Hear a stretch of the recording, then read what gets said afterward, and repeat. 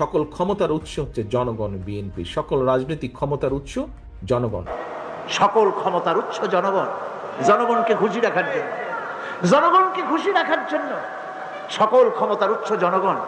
এই কথা শুনলে গায়ে জ্বালা ধরে মোমেনের, কারণ সকল ক্ষমতার উৎস জনগণ নয়, সকল ক্ষমতার উৎস আল্লাহ পাক। আপনারা আমার সামনে জোরে বসে আছেন, আপনারা সকল ক্ষমতার উৎস। আশ্চর্য কথা, এই মুহূর্তে যদি আপনারা শোনেন যে 4-5 জন লোক চোখ বুঝিয়া পূর্ব দিক থেকে মায়ের আরম্ভ করেছে, অথবা একটা সাপ ঢুকেছে পূর্ব দিক থেকে এই মাহফিলের মধ্যে, শোনা মাত্রই এই সকল ক্ষমতার উৎসরা সমানে দৌড় মারবেন। অন্তত হালি শহর পর্যন্ত দৌড়ায় গিয়ে বলবেন, ভাইরা আমরা দৌড়াই কেন? এই হলো সকল ক্ষমতার উৎস।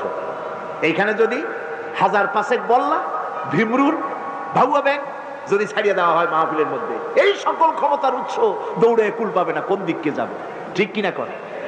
এই সকল ক্ষমতার উৎসরা নাক ভরা ময়লা, পেট ভরা ময়লা, সাহসের অবস্থায় পাতিশিয়ালে ডাক মারলে সিটয়ে পড়ে যায়, বাঘের ডাক শুনলে হার্ট ফেল করে। এগুলো সকল ক্ষমতার উৎস। নাউযুবিল্লাহ মিন যালিক।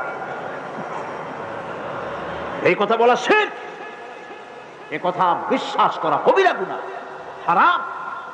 যেহেতু আল্লাহ পাক পরিষ্কার করে বলেছেন, আন্নাল কুওয়াতা লিল্লাহি জামিআ, সকল ক্ষমতার উৎস কেবলমাত্র কে?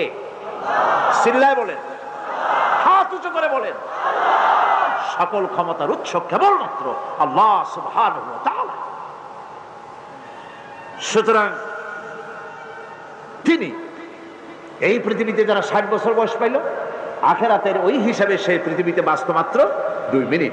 সেই 2 মিনিট সময় নিয়ে এত বাপবাড়ির ঠেলায় অস্থির।